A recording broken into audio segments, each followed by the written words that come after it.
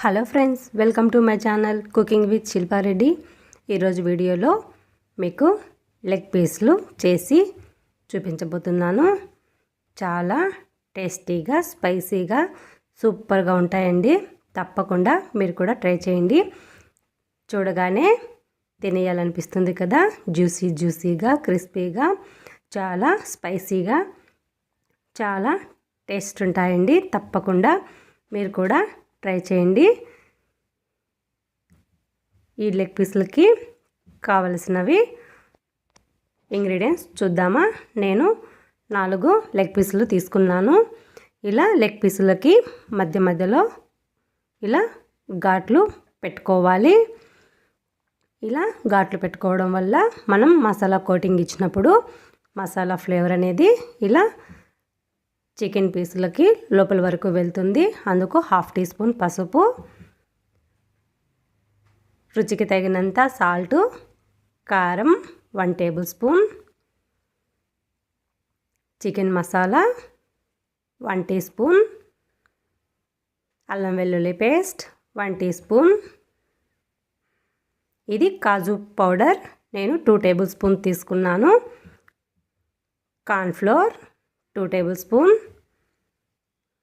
శనగపిండి 1 tea spoon, rice flour, ఇది చెక్క, లవంగాలు, 4 మిరియాలు ఇలా నేను పౌడర్ చేసి వేసుకున్నాను.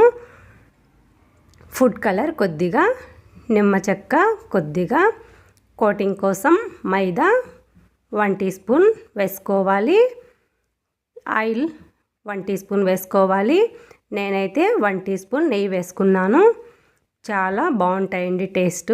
తప్పకుండా ట్రై చేయండి. ఇలా నేను ఇప్పుడు వాటర్ వేయకుండానే మసాలా మొత్తం ఇలా లెగ్ పీసులకి పట్టిస్తున్నాను. చూసారు కదా, ఇలా ఘాట్లలో కూడా మసాలాని ఇలా పెట్టుకోవాలి. ఈ లెగ్ పీసులు బాగా స్పైసీగా, క్రిస్పీగా, జ్యూసీగా ఉంటాయండి. టేస్ట్ చాలా బాగుంటాయి. చూసారు కదా, ఇలా మసాలాని మొత్తం లెగ్ పీసులకి ఇలా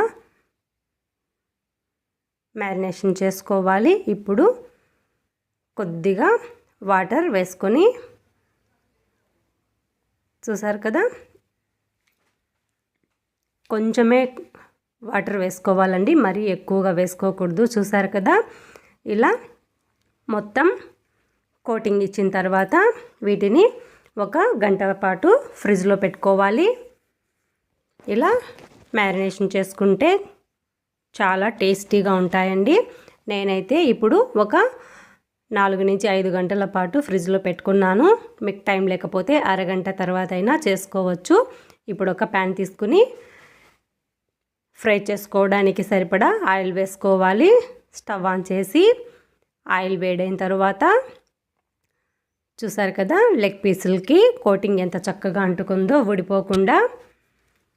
ఇలా మనకు పట్టినన్ని లెగ్ పీసులను వేసుకోవాలి. అప్పుడే వీటిని కదపకుండా ఇలా ప్లేట్ మూసి పెట్టి మీడియం ఫ్లేమ్లోనే గ్యాస్ని లో టు మీడియం ఫ్లేమ్లో ఉంచి ఇలా కవర్ చేసి 5 నిమిషాల పాటు కుక్ చేసుకోవాలి. ఇలా చేస్తే లెగ్ పీసులు అనేవి తొందరగా కుక్ అయిపోతాయండి.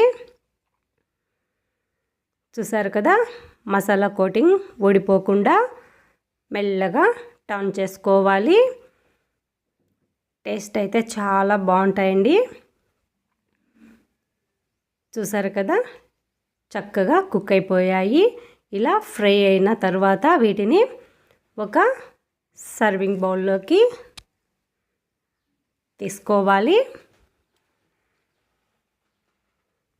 చూసారు కదా, కోటింగ్ ఎక్కడ ఊడిపోకుండా లెగ్ పీసులు ఎంత బాగా వచ్చాయో.